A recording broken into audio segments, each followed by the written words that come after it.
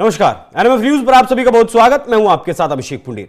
उत्तराखंड इस वक्त देश का एक उभरता हुआ राज्य है, क्योंकि एक सनातनी मुख्यमंत्री वहां उस राज्य की कमान संभाले हुए हैं। लेकिन उत्तराखंड लगातार कई सवालों के घेरे में भी है। पहला सवाल तो यही कि जो केदारनाथ में उपचुनाव होना है, बीजेपी और कांग्रेस के लिए यह नाक की लड़ाई बनी हुई है। अयोध्या, बद्रीनाथ का एग्जाम्पल दिया जाता है विपक्ष के द्वारा और घेरा जाता है कि क्या केदारनाथ में भी बीजेपी इस उपचुनाव को जीत नहीं पाएगी। साथ ही बात करेंगे बढ़ती हुई घुसपैठ की, जिस वजह से उत्तराखंड को कहा जाने लगा है कि आने वाला कश्मीर उत्तराखंड बन सकता है। इन्हीं सभी विषयों पर चर्चा करने के लिए मेरे साथ मौजूद हैं देवभूमि डायलॉग के फाउंडर और वरिष्ठ पत्रकार रमेश भट्ट। बहुत बहुत स्वागत है सर आपका। धन्यवाद सर। शुरुआत करूं केदारनाथ से, क्योंकि मुद्दा जो है अभी हाईलाइटेड है, नाक का सवाल बनी हुई है केदारनाथ उपचुनाव। कैसे, क्या बीजेपी इस नाक की लड़ाई में जीत पाएगी?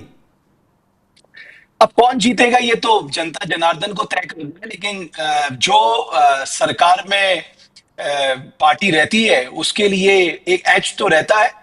और केदारनाथ चुनाव में भी कमोबेश यही स्थिति रहेगी।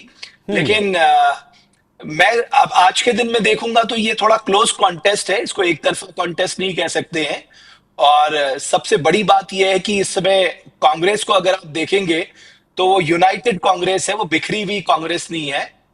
और उनके कैंडिडेट मनोज रावत, जैसा कि टिकट मिलने से कुछ घंटे पहले उन्होंने एक प्रेस कॉन्फ्रेंस करके भू कानून से जुड़े मुद्दे उठाए थे और उसमें तमाम खामियां बता के सरकार को घेरा था। तो उन्होंने अपनी पिच, वो किन मुद्दों को लेकर जनता के बीच जाएंगे, वो बहुत स्पष्ट किया है। वहीं दूसरी तरफ बीजेपी अपने अपने मुद्दों को लेकर सामने है। तो जाहिर है ये बात सच है कि जो सरकार में रहते हैं उनके लिए एक एज रहता है, लेकिन क्लोज कॉन्टेस्ट रहने वाला है। सर, जैसे कि 600 करोड़ रुपए केदारनाथ के इंफ्रास्ट्रक्चर के लिए दिया गया है सरकार में, क्या उसका कोई फर्क नहीं होगा?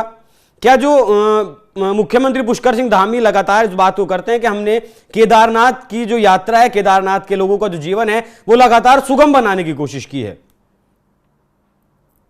अगर आप केदारनाथ की भौगोलिक परिस्थितियां देखेंगे तो बहुत ही बड़ा रास्ता है।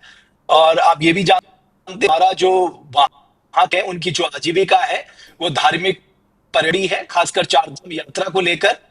और क्योंकि इस बार बरसात बहुत हुई थी उसकी वजह से लैंडस्लाइड बहुत हुआ था और कई जो चारधाम यात्रा की सड़क है उसमें नए स्लाइड जोन निकल कर सामने आए थे। तो बहुत हद तक यात्रा बहुत डिस्टर्ब हुई थी। तो क्योंकि आजीविका इस यात्रा पे टिकी होती है और आप जानते हैं महीने ये यात्रा चलती है, तो इसी से जो कमाते हैं उसी से अपना गुजारा करते हैं। तो उस समय से एक बड़ा मुद्दा है। हालांकि सरकार ने बहुत हद तक चीजों को ठीक कोशिश की है, लेकिन विपक्ष इसे एक बड़ा मुद्दा बना रहा है। जहां तक केदारनाथ के नवनिर्माण की बात है, ये बात तो इस पर प्रधानमंत्री नरेंद्र मोदी ने प्रधानमंत्री बनने के बाद केदारनाथ को एक रीडेवलपमेंट तहत उसको पूरा मास्टर प्लान के तहत पूरा तैयार करा है। पहले के केदारनाथ और आज के केदारनाथ में बहुत बड़ा अंतर है। ये दोनों मुद्दे हैं। और जो बीजेपी है वो कहती है कि के ही प्रधानमंत्री मोदी ने कहा था कि ये जो 21वीं शताब्दी का तीसरा दशक है ये उत्तराखंड का दशक कहलाएगा, उत्तराखंड बहुत तेजी से विकास करेगा। जो पानी और जवानी है जिसके लिए बदनाम था उत्तराखंड की, पानी प्लेन्स एरिया को बह जाता है और जो जवानी है वो भी पलायन है। तो ये दोनों ही जो मिथ हैं वो टूटेंगे और तेजी से विकास करेगा। तो बीजेपी इस बात को आगे लेके आ रही है। सर, जैसे कि आपने प्रधानमंत्री मोदी के बयान का जिक्र किया कि 21वीं सदी का तीसरा जो दशक है वो उत्तराखंड के नाम रहने वाला है, क्या उस दिशा में काम हो रहा है? मौजूदा सरकार उस दिशा में उत्तराखंड को लेकर आगे चल रही है? देखिए, अगर आप इंफ्रास्ट्रक्चर वाइज देखेंगे तो सेंट्रल गवर्नमेंट काफी सारा पैसा उत्तराखंड सरकार को दिया हुआ है और काफी सारे जो प्रोजेक्ट चल रहे हैं चारधाम के, चाहे वो चारधाम रेल परियोजना हो, कर्णप्रयाग तक रेल अगले 2026 तक कमीशन हो जाएगी। ऑल वेदर रोड बन चुकी है, आप देखिएगा वो बहुत यात्रा सुगम, हालांकि वो लैंडस्लाइड की वजह से बहुत दिक्कतें आ रही हैं। तो सेंट्रल गवर्नमेंट ने इन्हीं दो योजना में 50-60 हजार करोड़ रुपए खर्च किया है। तो एक बड़ा पैसा जो है अगर आप देखेंगे उत्तराखंड के इंफ्रास्ट्रक्चर पे लगाया गया है। अब वो तय करेगा कि सरकार किस तरह से अपने एजेंडे को पिच करती है। तो ये बहुत कुछ निर्भर करेगा, लेकिन ये बात सच है कि काफी सारा पैसा सेंट्रल पंप कर रहा है इस समय उत्तराखंड में। नारी शक्ति की भी प्रधानमंत्री मोदी बहुत बात करते हैं, लगभग हर मंच से नारी शक्ति की बात करते हैं। उत्तराखंड में नारी शक्ति पर किस तरीके से काम हो रहा है? देखिए, अभी जो बीजेपी की कैंडिडेट है वो आशा नौटियाल जो है, वो उनके पीछे पूरा संगठन खड़ा है और उनको टिकट भी इसीलिए मिला मुझे लगता है बिकॉज संगठन उनको चाहता था। और क्योंकि अभी तक बीजेपी की जो रणनीति रही है वो फैमिली मेंबर को टिकट देती थी ताकि सहानुभूति की वोट भी मिल सके, और अभी तक जितने भी उपचुनाव हुए हैं, 5-6 उपचुनाव हुए हैं, उनमें फैमिली मेंबर को ही टिकट दिया गया है। पहली बार ऐसा हो रहा है कि बीजेपी ने लीग से हटकर फैमिली मेंबर के बजाय अपनी जो आशा नौटियाल हैं वो अपनी जो महिला प्रदेश संगठन है उसकी अध्यक्ष हैं, तो उनको उन पे दाव लगाया है। तो जाहिर है संगठन बहुत मेहनत कर रहा है उनके लिए, लेकिन बहुत कुछ निर्भर करेगा कि ये चुनाव किस तरफ जाता है, क्योंकि और कौन से मुद्दे इस चुनाव में हावी होते हैं, ये बहुत इंपॉर्टेंट रहने वाला है। सर, भू कानून की थोड़ी बात करूंगा, क्योंकि अभी जिस वक्त धामी सरकार ने कहा कि जो बजट सत्र आएगा उसमें भू कानून लागू करेंगे, तो उस दौरान मैं भी उत्तराखंड में गया, मैंने भी लोगों से बात की, तो लोग वहां बहुत हतोत्साहित हैं, पिछली सरकारों से भी, मौजूदा सरकारों से भी। 2003 में जब स्थायी सरकार कांग्रेस की आई थी, क्या उस वक्त ये भू कानून लागू किया जा सकता था जिससे कि जो जिहाद की घुसपैठ आज देवभूमि में है वो ना होती? देखिए, अगर आप भू कानून की बात करेंगे तो जाहिर है ये बड़ा मुद्दा होने जा रहा है, और जो लोग डिमांड कर रहे हैं खासकर उनका ये कहना है कि साहब जो बाहरी लोग लगातार यहां पर आ रहे हैं उससे जो हमारी संस्कृति है, जो हमारी सांस्कृतिक छटा है, जो हमारी संस्कृति है, हमारा कल्चर है, हमारा पहनावा है, हमारी वेशभूषा है, हमारी बोली है, उस पर बहुत इम्पैक्ट हो रहा है। और सबसे बड़ी जो चैलेंज की बात है कि हमारा अगर उत्तराखंड बनने के बाद देखना, ये एग्रीकल्चर मिनिस्टर ने ये आंकड़ा दिया है कि 2 लाख हेक्टेयर एग्रीकल्चर लैंड कम हो गया है, मतलब 7 लाख हेक्टेयर से 5 लाख हेक्टेयर के आसपास पहुंच गया। यहां पर यह बात ध्यान रखने योग्य है कि अगर आप टोटल लैंड देखेंगे हमारे पास बहुत कम है, क्योंकि 65% ऑलमोस्ट हमारा फॉरेस्ट लैंड है, तो हमारे पास आप देखेंगे एग्रीकल्चर के लिए बहुत कम लैंड है। तो एक हमारे सामने सबसे बड़ी दिक्कत क्या होती है, क्योंकि 65% फॉरेस्ट लैंड है, तो बड़े बड़े प्रोजेक्ट्स जो हैं उसमें फॉरेस्ट क्लियरेंस में हमें दिक्कत होती है। दूसरा हमारे लिए सबसे बड़ी दिक्कत यह है कि जो हमारी एग्रीकल्चर लैंड है वो लगातार सिमटती जा रही है। तीसरा बड़ा जो सबसे बड़ा चैलेंज है कि जो लोग जिनके पास पहले भूमि थी अब वो भूमिहीन हो गए, क्योंकि अगर आप देखेंगे कि एवरेज फार्मर्स उत्तराखंड का जो है वो छोटा और मझोला फार्मर्स ऑलमोस्ट 95% है। अगर आप देखेंगे बड़े फार्मर्स आपके कहाँ है, हरिद्वार में है, उधम सिंह नगर में है। बाकी तो अगर आप पहाड़ों में देखेंगे ज्यादातर लोगों के पास 5 नाली, 10 नाली, 15 नाली, इससे ज्यादा किसी के पास नहीं होगी। पहाड़ में सबसे बड़ी दिक्कत क्या होगी, पहाड़ में खेती लोगों ने छोड़ दी क्योंकि वहां जानवरों का बहुत बड़ा आतंक हो गया है। ये एक बहुत बड़ी वो है। तो हमारी इकोनॉमी ग्रो तो कर रही है, लेकिन उसमें एग्रीकल्चर का जो योगदान है वो जिस हिस्सेदारी के साथ आना चाहिए वो नहीं आ रहा है।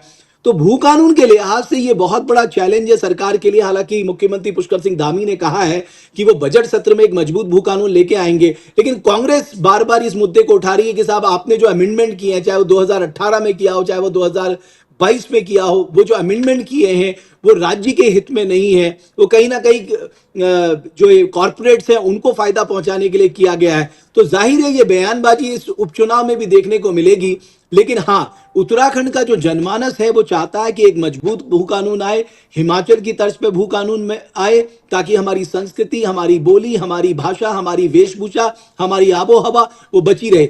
जहां तक आपने एक खास कम्युनिटी की बात की, मैं आपको ये बता दूं कि ये वाकई एक बहुत बड़ी चर्चा अब लोग चर्चा करने लगे हैं, खासकर जिस तरह से इंसिडेंट पिछले 2-3 सालों में हुए हैं।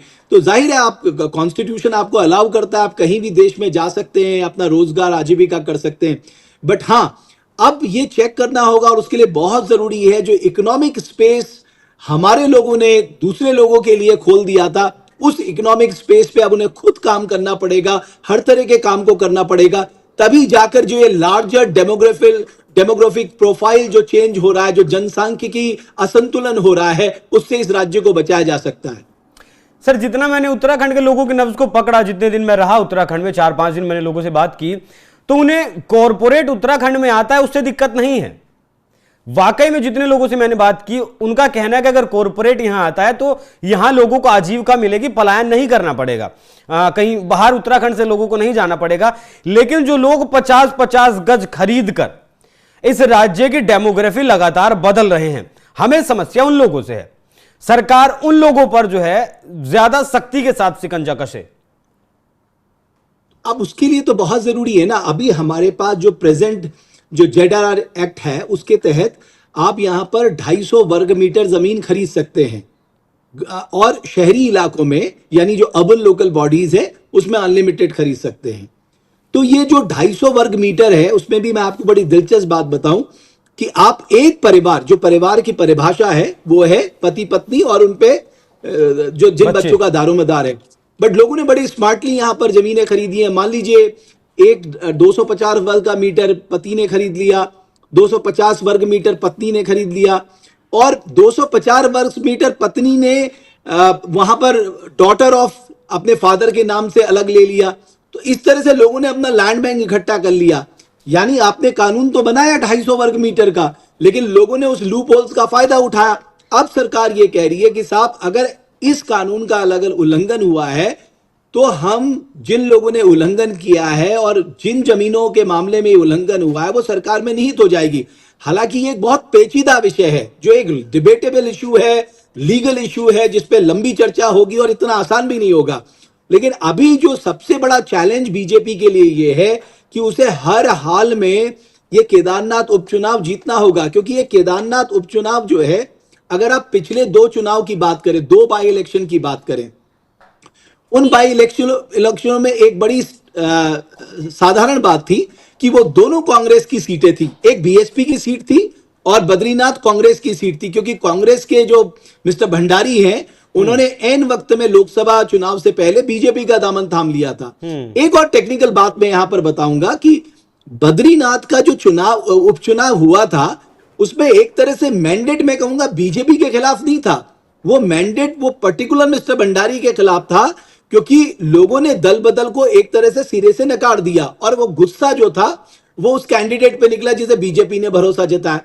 केदारनाथ के मामले में बिल्कुल स्थिति अलग होने जा रही है। हालांकि जनता किसके पक्ष में फैसला सुनाएगी वो भविष्य के गर्भ में टिका हुआ है, लेकिन ये बात सही है कि हम केदारनाथ के उपचुनाव को बद्रीनाथ के उपचुनाव से नहीं जोड़ सकते या अयोध्या के उपचुनाव से नहीं जोड़ सकते। लोग तो जोड़ रहे हैं सर, लेकिन कह रहे हैं कि राम को जोड़े वो बात राम ठीक की है, सीट लेकिन गई, विष्णु की सीट गई या भगवान शंकर की सीट का पता नहीं क्या होगा। अब देखिए होगा क्या ये तो आप और मैं भी नहीं जानते, लेकिन बद्रीनाथ की स्थिति मैंने आपको बताई ना, वहां कैंडिडेट के खिलाफ गुस्सा था। हाँ। और वो गुस्सा जो था वो बीजेपी के पक्ष में आके आ गया, क्योंकि बीजेपी ने एन वक्त पे उन्हें अपने साथ जोड़ा था। अब ये बात स्पष्ट भी मतलब बीजेपी के लिए भी एक लार्जर मैसेज है, या जो आपका जो कार्यकर्ता है, मतलब मान लीजिए बहुत लंबे समय से जो आपके लोग आपके संगठन को मजबूत कर रहे हैं, आपका डंडा झंडा उठा रहे हैं, वो लोग भी कहीं ना कहीं इससे नाराज हैं। नारे लगा रहे थे, जिस कैंडिडेट के खिलाफ बोल रहे थे, आज उस कैंडिडेट के पक्ष में उनको प्रचार करना पड़ रहा था। मैं भंडारी की बात कर रहा हूं, मिस्टर भंडारी की। तो ये जो सारी समीकरण थे वो बीजेपी के खिलाफ चले गए। इसलिए अगर आप देखेंगे कि पहले दौर से लेके आखिरी दौर तक जब वोट काउंट हो रही थी तो बीजेपी के कैंडिडेट लगातार पिछड़ते जा रहे थे। तो उसको आप उसको जोड़ नहीं सकते बद्रीनाथ के उपचुनाव को केदारनाथ के उपचुनाव में, दोनों में धरती आसमान का अंतर है। मतलब गलतियों से सीख रही है बीजेपी और इसीलिए शायद जो है आशा नोटियाल को केदारनाथ से चुनावी मैदान में उतारा है। वहीं अगर मैं बात करूं सर, आपका जो राजनीति कवर करने का जो आपका करियर है वो बहुत लंबा रहा है। मुख्यमंत्री 2000 के बाद से जब से अलग हुआ, मुख्यमंत्री कौन अब तक का आपको सबसे बेहतर लगा? अब देखिए मैं इसको इस नजरिए से देखूंगा तो दूसरे मुख्यमंत्री कहेंगे भाई हमें क्या विकास के नजरिए से देखिए। मैं तो खुद एक मुख्यमंत्री के टीम में रहा हूं, तो मैं इस चीज को मेरे लिए बहुत मुश्किल होगा इस चीज को बताना। बस अगर आप शुरुआती दौर में देखेंगे, मैं पंडित नारायण दत्त तिवारी को जरूर कहूंगा कि जितना भी इन्वेस्टमेंट आया उत्तराखंड में वो, और जितनी भी बड़ी बड़ी इंडस्ट्रीज लगी, चाहे वो टाटा लगी, महिंद्रा लगी, ब्रिटानिया लगी या दूसरे कॉरपोरेट घराने थे, वो उन्हीं के टेन्योर में आए थे। ये बात सही है, तब हमारे पास टैक्स कंसेशन थे, स्पेशल स्टेटस था राज्य के पास, लेकिन उस दौर में उत्तराखंड में जो जो कहते हैं ना एक बुनियाद जो मजबूत रखी गई, वो आज भी देखने को मिल रही है। और बाकी चीफ मिनिस्टर, देखिए हर कोई चीफ मिनिस्टर अपनी ओर से कोशिश करता है कि वो बेस्ट करे, क्योंकि वो जानता है कि at the end of the day अगर उसकी परफॉर्मेंस अच्छी नहीं रहेगी वो कुर्सी पे नहीं रहेगा।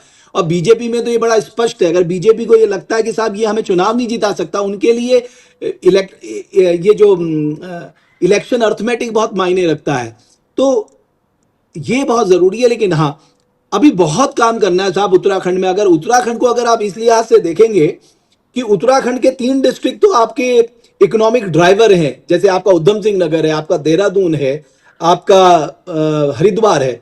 लेकिन जब आप पर कैपिटा इनकम में हरिद्वार और रुद्रप्रयाग, जो ये केदारनाथ की सीट, केदारनाथ जो विधानसभा उसी के अंडर में आता है, उसमें धरती आसमान का फर्क है। अगर रुद्रप्रयाग की पर कैपिटा इनकम 90,000 है और हरिद्वार की पर कैपिटा इनकम 3 लाख को पार कर गई है, देहरादून की पर कैपिटा इनकम 2,80,000 से ऊपर है, जबकि अगर चंपावत की पर कैपिटा इनकम देखेंगे वो 90-95 हजार है। तो ये जो डिस्पैरिटीज हैं इसको खत्म करना है। और उत्तराखंड मूल रूप से जो बना था वो पहाड़ को देखते हुए बना था, तो पहाड़ को हम कैसे विकास की मुख्य धारा में ला सकते हैं, वहां पर हम एग्रीकल्चर, हॉर्टिकल्चर, वहां पर एक्वाकल्चर, वहां पर जो एग्रीगेटेड एग्रीकल्चर मॉडल हैं उनको कैसे प्रयोग में ला सकते हैं, कैसे हम एग्रीकल्चर जोन बना सकते हैं, कैसे हम क्लस्टर्स बना सकते हैं, कैसे हम अपनी फॉरेस्ट्री इकोनॉमी को आगे ले जा सकते हैं। इन सारे विषयों में अभी उत्तराखंड को काम करना है। मतलब उत्तराखंड के पास एक लंबा रास्ता है तय करने के लिए। लेकिन हाँ, अगर आप इकोनॉमिक ग्रोथ के लिहाज से देखेंगे, जब 2000 में 3 राज्य बने थे, एक उत्तराखंड बना था, एक झारखंड बना था और एक छत्तीसगढ़ बना था, इकोनॉमिक ग्रोथ के लिहाज से उत्तराखंड ने बाकी हिमालय राज्यों के मुकाबले जबरदस्त ग्रोथ की है और कम समय में ग्रोथ की है। सर, आपने एनडी तिवारी की बात की, कॉरपोरेट को वहां लेकर आए हैं, वो नींव रखी है, उस चीज का श्रेय अगर उन्हें जाता है, तो दूसरी तरफ लोग उन्हें जो आज उत्तराखंड में मंदिर से बड़ी बड़ी मस्जिदें बन गई है उसका श्रेय भी एनडी तिवारी को ही देते हैं। ये तो फिर अगर मान लीजिए उनका टेन्योर तो 2007 तक रहा, 2007 के बाद तो आज हम 2024 में आ गए। तो आप अगर सही में इस पॉलिटिकल, ये केवल चुनावी लाभ के लिए नहीं होना चाहिए, पॉलिटिक्स ऑफ कन्वीनियंस नहीं होनी चाहिए। अगर आप वाकई ही इस प्रॉब्लम को सॉल्व करना चाहते हैं, जो कि मैं कहूंगा हाँ एक चैलेंज है, तो आपको अपने युवाओं को यह समझाना होगा कि आपने एक इकोनॉमिक स्पेस छोड़ा, उस इकोनॉमिक स्पेस पे लोगों ने आके काम करना शुरू कर दिया, अब आप वापस उस इकोनॉमिक स्पेस पे काम करना शुरू कर दीजिए। जब आप ही काम करने लगेंगे तो दूसरों को मौका ही नहीं मिलेगा। तो नहीं ये सर, क्या इतना आसान होगा? क्या इतना आसान होगा? बहुत टफ है, बहुत मुश्किल है। हम लोगों की जो सोच है और व्हाइट कॉलर जॉब के पीछे हम लोग भागते हैं। मैं आपको बताऊं, ये जो देवभूमि डायलॉग का ऑब्जेक्टिव है वही तो है कि हम एंटरप्रेन्योरशिप की ओर आगे बढ़े, हम स्वरोजगार की ओर आगे बढ़े, हम हॉर्टिकल्चर के, हिमाचल हॉर्टिकल्चर में आगे बढ़ सकता है, कश्मीर हॉर्टिकल्चर में आगे बढ़ सकता है, उत्तराखंड जिसकी आबो हवा उनसे ज्यादा अच्छी है अगर आप एग्रो क्लाइमेटिक जोन के लिहाज से देखेंगे, तो हम क्यों नहीं कर सकते? तो उत्तराखंड के युवाओं को यह सोचना होगा, अगर आप इसे प्रॉब्लम मानते हैं तो सॉल्यूशन उसका आप है। आप स्किल होइए, आप स्वरोजगार करिए, आप अपने खेतों की तरफ ध्यान दीजिए। सबको नौकरियां नहीं मिलेंगी, आप जो इकोनॉमी के अलग अलग पार्ट है उन पार्टों पर कंसंट्रेट करिए, अपनी इकोनॉमिक स्पेस पे खुद काम करना शुरू करिए, तो ऑटोमेटिकली आपका जो डेमोग्राफिक प्रोफाइल चेंज को लेकर, जो जनसांख्यिकी संतुलन को लेकर इतना हल्ला हो रहा है वो कम हो जाएगा।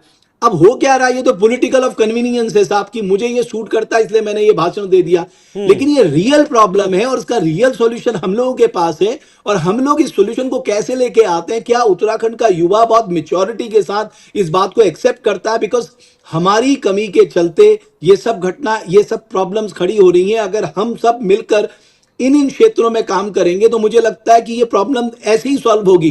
कोई सरकार इस प्रॉब्लम का सॉल्यूशन नहीं ढूंढ सकती है, क्योंकि सब सरकारें संविधान के प्रावधानों से बंधी हुई है।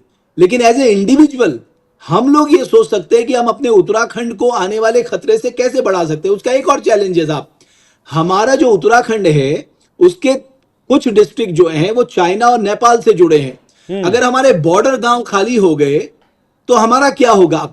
केंद्र सरकार ने अपना प्रोजेक्ट शुरू किया है कि बॉर्डर के गांव को बसाने का, वहां पर तमाम सुविधाएं देने का, उन्हें मॉडल विलेज बनाने का। माणा को हम फर्स्ट विलेज ऑफ इंडिया कह रहे हैं। वो सारी बातें अपनी जगह है, लेकिन at the end of the day काम हमें करना है। हमें अपने इकोनॉमिक स्पेस को, जिसको हमने छोड़ दिया था, उस पोटेंशियल को पहचान के उस पर दोबारा काम करने की जरूरत है। क्या इस दिशा में जो मुख्यमंत्री कहते हैं वोकल फॉर लोकल की बात कर रहे हैं, लगातार आवाज को बुलंद कर रहे हैं, या फिर हिमालयाज ब्रांड के थ्रू उत्तराखंड के जो उत्पाद हैं उन्हें देश विदेशों तक पहुंचा रहे हैं, क्या ये इसमें मदद कर सकता है युवाओं का भविष्य बनाने में? यहां पर थोड़ा सा मैं डिफर करता हूं। जैसे हमारे प्रधानमंत्री जी कहते हैं, government has no business to be in business. सरकार का काम नहीं है बिजनेस करना। सरकार ने एक ब्रांड बना दिया, आप इसको एक प्रोफेशनल तरीके से डील करिए, आप किसी प्राइवेट एंटिटी को इसमें शामिल करिए, क्योंकि आप ये काम नहीं कर पाएंगे। इससे पहले भी हमारे यहाँ कई ब्रांड बने, उन ब्रांडों का क्या हाल है? आपने हाउस ऑफ हिमालयाज एक बहुत अच्छी सोच के साथ एक ब्रांड बनाया, एक अम्ब्रेला ब्रांड बनाया। आप उत्तराखंड के उत्पादों को आगे ले जाना चाहते हैं, लेकिन उत्तराखंड में प्रोडक्शन और प्रोडक्टिविटी का क्या हाल है? उत्तराखंड में 2 लाख हेक्टेयर आपकी एग्रीकल्चर लैंड कम हो गई। पहाड़ों में मेजॉरिटी जहां मिलेट्स होती थी, लोगों ने खेती करना छोड़ दिया, बिकॉज वहां जानवरों का खतरा है, बंदरों का खतरा है, सुअर का खतरा है, शॉल का खतरा है, मोर का खतरा है, खरगोश का खतरा है। तो अब तो आप बिलीव नहीं करेंगे, हमारे यहाँ गुलदार दिन दहाड़े लोगों को मार रहे हैं। ये बहुत बड़े चैलेंजेस हैं, और इन चैलेंजेस को मीट करना है तो आपको लार्जर पर्सपेक्टिव में सोचना होगा। वो लार्जर पर्सपेक्टिव क्या होगा?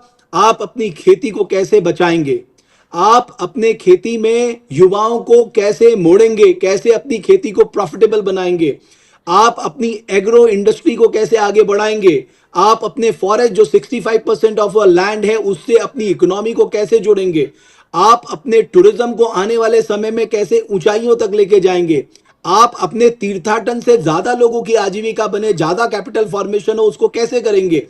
ये बहुत बड़े बड़े सवाल हैं जिस पे आपको काम करना होगा। आप उत्तराखंड को हॉर्टिकल्चर प्रदेश कैसे बनाएंगे, आप उत्तराखंड को फिशिकल्चर का प्रदेश कैसे बनाएंगे। ये बहुत सारे ऐसे सवाल हैं जिस पे काम करने की जरूरत है, और वो यही है कि जब गवर्नमेंट राइट स्पिरिट के साथ, सही नीयत के साथ, सही सोच के साथ और सबको साथ पे लेके काम करेगी, तो मैं समझता हूं इस प्रॉब्लम का भी सॉल्यूशन निकाला जा सकता है। कोई रॉकेट साइंस नहीं है।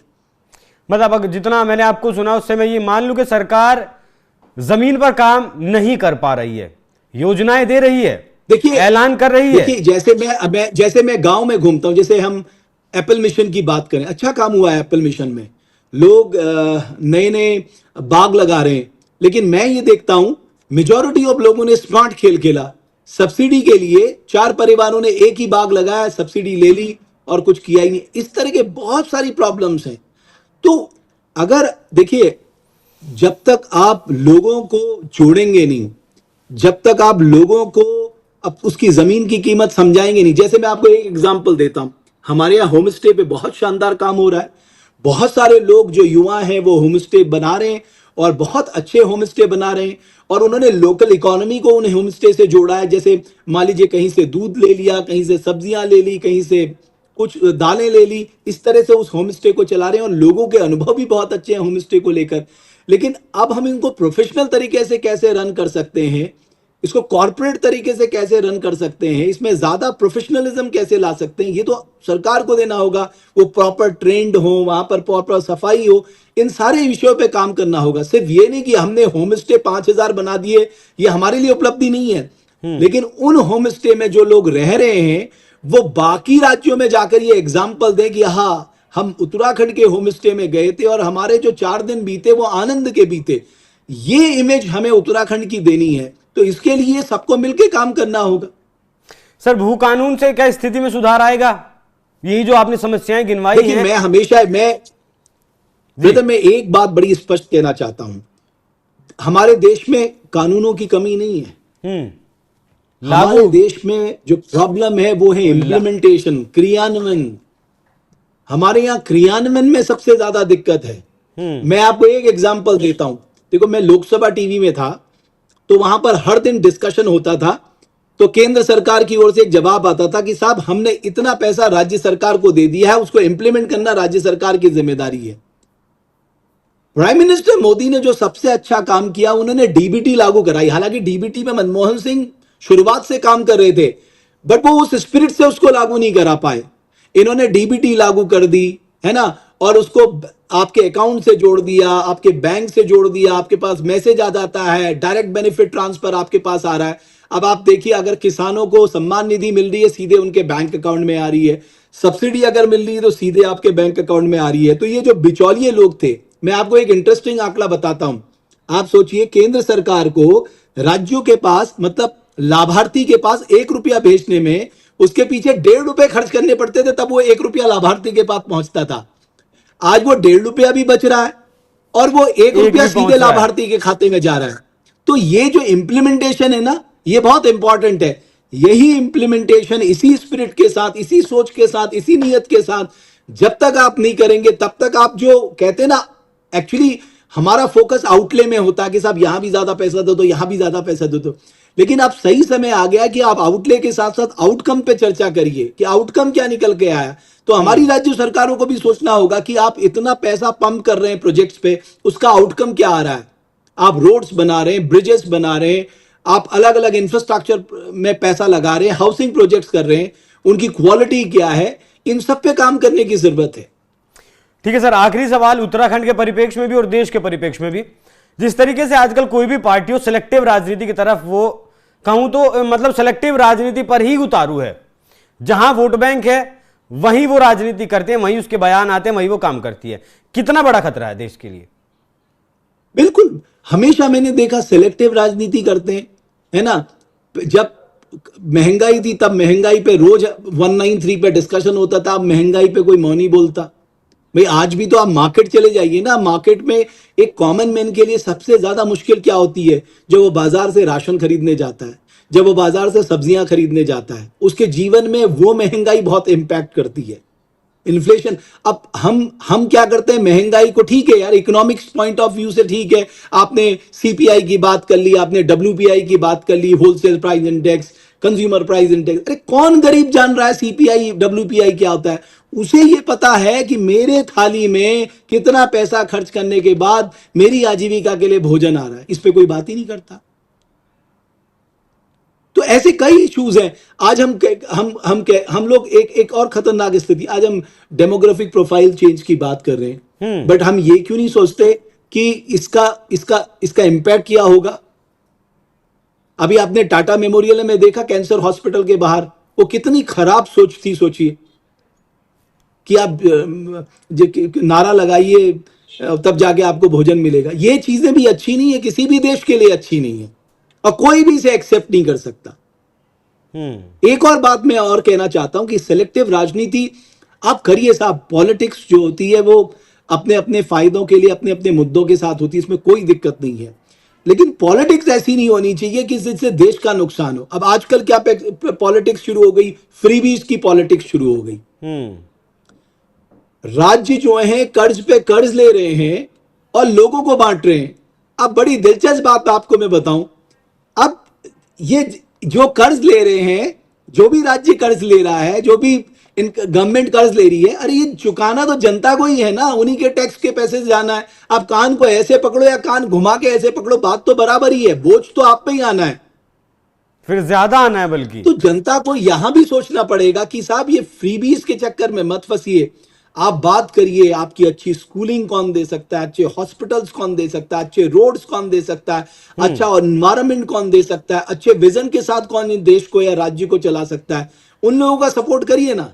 ठीक सर, एक सवाल बहुत उठता है, मैं बहुत सुनता हूं इस सवाल को, कि उत्तराखंड अगला कश्मीर बनने वाला है, जिस तरीके से उसकी डेमोग्राफी बदल रही है, उसके लिए जिम्मेदार कौन है? आप बेहतर बता उसके पाएंगे। लिए हम जिम्मेदार हैं। मैं गवर्नमेंट को भी नहीं मानता, गवर्नमेंट राजनीति कर रही है, उन्हें करने दो, लेकिन एक उत्तराखंडी होने के नाते मैं कहूंगा कि उसके लिए मैं जिम्मेदार हूं। जिस बिरादरी से मैं आता हूं, अगर एक हाउस कंस्ट्रक्ट हो रहा है, उसमें हमारे कितने लोग काम करना चाहते हैं? मैं इसका, ये बहुत कड़वा सवाल है, बहुत लोगों को नाराजगी होगी, पर मैं सत्यता से पूछना चाहता हूं, कितने लोग काम कर रहे हैं? देवभूमि डायलॉग के माध्यम से मैं आपको बताऊं, मैंने अपने यहाँ के युवाओं को प्रेरित किया कि भाई आप हेयर स्टाइलिस्ट क्यों नहीं बन सकते। बहुत सारे युवाओं ने शुरुआत की, उन्होंने हेयर स्टाइलिस्ट का काम किया। तो आपको अर्थव्यवस्था के हर क्षेत्र में बढ़ चढ़कर हिस्सा लेना होगा। हम केवल नौकरी के लिए नहीं बने, इतनी नौकरी तो ना प्राइवेट सेक्टर में है ना गवर्नमेंट सेक्टर में है। अल्टीमेटली हमें स्वरोजगार की तरफ जाना ही पड़ेगा। बिल्कुल, हमें अलग अलग स्किलिंग के कामों को सीखना पड़ेगा। कितने सारे स्किलिंग से जुड़े काम है जो रोजमर्रा के काम होते हैं, उस पे हम लोग कितना काम करते हैं। तो फिर अगर आप अपना इकोनॉमिक स्पेस खुला छोड़ेंगे, अब मैं आपको बताता हूं, आज चाइना ने हमारा कितना बड़ा मार्केट पकड़ा हुआ है, सोचिए। चाहे हमारे इलेक्ट्रिकल इक्विपमेंट्स हो, चाहे वो इलेक्ट्रॉनिक्स इक्विपमेंट्स हो, हमारे पास क्या है, $110 बिलियन का है सर। इक्विपमेंट्स के नाम में एक BHEL है। BHEL की कैपेसिटी क्या होगी, 10,000 मेगावाट के आसपास होगी।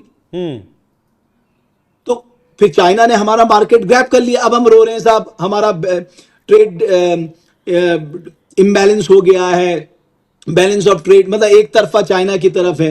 तो उसके लिए हम ही तो जिम्मेदार हैं। हमने अपनी मैन्युफैक्चरिंग की तरफ ध्यान ही नहीं दिया।